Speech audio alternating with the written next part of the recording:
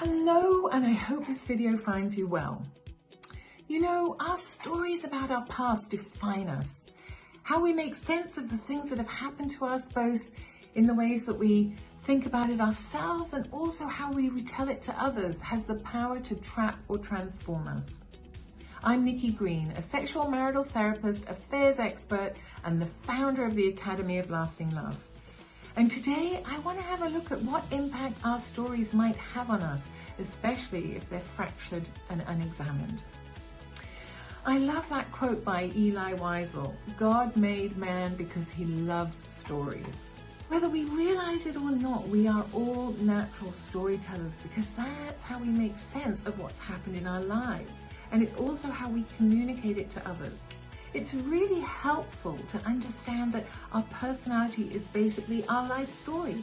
And the best way to know someone is to listen to how they tell their story.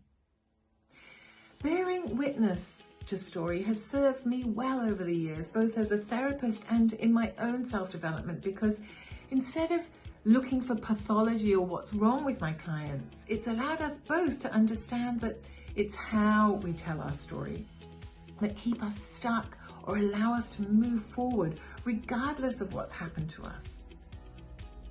When you look at the elements of a story, you'll find a plot, the components of which are woven together over time, and you'll also find characters, including a protagonist and some supporting characters. It has a setting where it all takes place, and I think you'll agree that it also needs to make sense and flow well.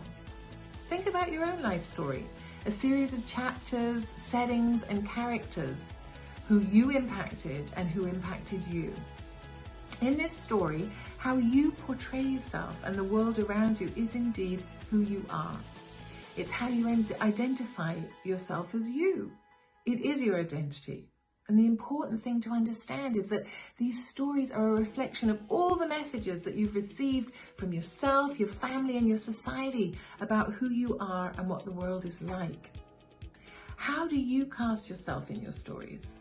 Are you a hero, a warrior, a villain, or a victim? Research shows that what happened to us is actually of less consequence than how we describe it. Regardless of the sad or hurtful things that happened in our lives, our narratives, if they also include appreciation, hope, and goodness, we'll just be much happier people. Those whose stories are disjointed and confused tend to struggle, and they connect less with themselves and other people.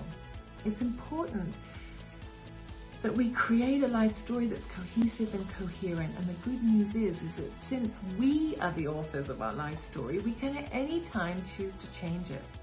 That doesn't mean that we live in denial of the horrible things that have happened to us or craft a fairy tale about it.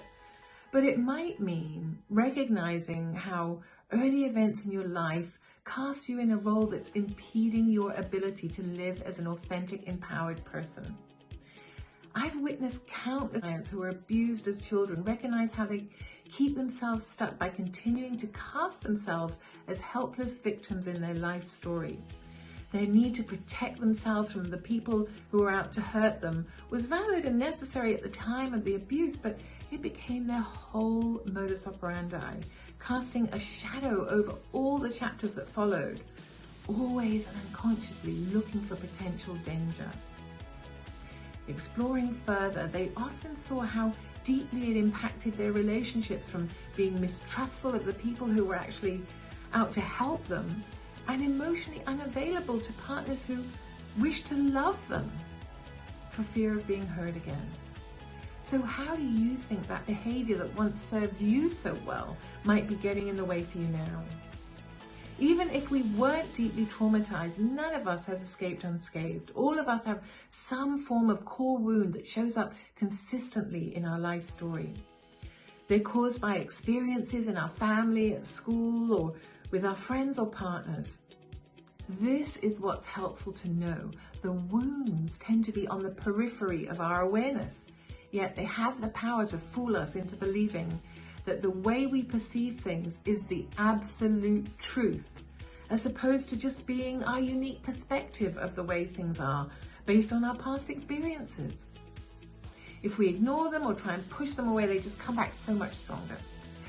And if we don't take the time to look at them, we will be forever stuck in our old story.